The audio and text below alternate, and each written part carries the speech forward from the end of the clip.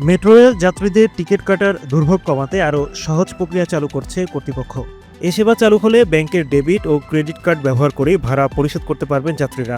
পাশাপাশি থাকছে মোবাইল ব্যাংকিংয়ের মাধ্যমেও ভাড়া পরিশোধের সুযোগ। মেট্রো রেলের একাধিক সূত্র জানায়, এ সেবা চালু করতে নতুন টিকিট ব্যবস্থা ইউটিএস চালুর জন্য এরই মধ্যে প্রাথমিক দরপত্র আহ্বান করা হয়েছে। ৩০টির মতো প্রতিষ্ঠান এতে আগ্রহ দেখিয়েছে। এখন তাদের কাছ থেকে কারিগরি ও আর্থিক প্রস্তাব চাওয়া হবে। ঠিকাদার নিয়োগ, যন্ত্রপাতি স্থাপন সহ অন্যান্য প্রক্রিয়া শেষ করে গ্রাহককে এ সেবা দিতে ৬ মাস লাগতে পারে।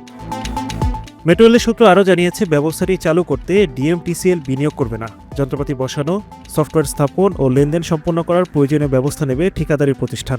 টিকিট বেচার অর্থ থেকে একটা অংশ ঠিকাদারকে দেওয়া হবে। তা কত হবে এখনও ঠিক হয়নি। ঠিকাদারদের কাছ থেকে পাওয়া দর প্রস্তাবের উপর এটি নির্ভর করবে।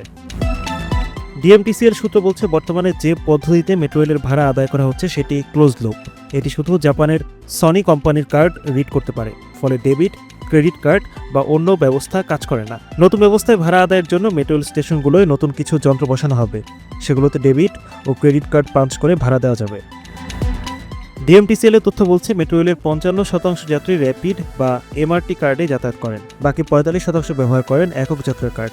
দীর্ঘদিন ধরে এমআরটি ও র্যাপিড কার্ডের সংকট চলছে। এছাড়া বর্তমান ব্যবস্থায় স্থায়ী কার্ডে টাকা শেষ হয়ে গেলে গ্রাহককে সাধারণত স্টেশনে গিয়ে রিচার্জ করতে হয়। সেক্ষেত্রে বেশিরভাগ সময় লাইনে দাঁড়াতে হয়। নতুন ব্যবস্থায় ক্রেডিট বা ডেবিট কার্ডে টাকা থাকলে অনায়াসে যাতায়াত করা যাবে। এছাড়া একক যাত্রার কার্ডের জন্য লাইনে দীর্ঘ সময় দাঁড়াতে হবে না। মোবাইল ব্যাংকিংয়ের মাধ্যমে টিকিট কিনতে পারবেন যাত্রীরা।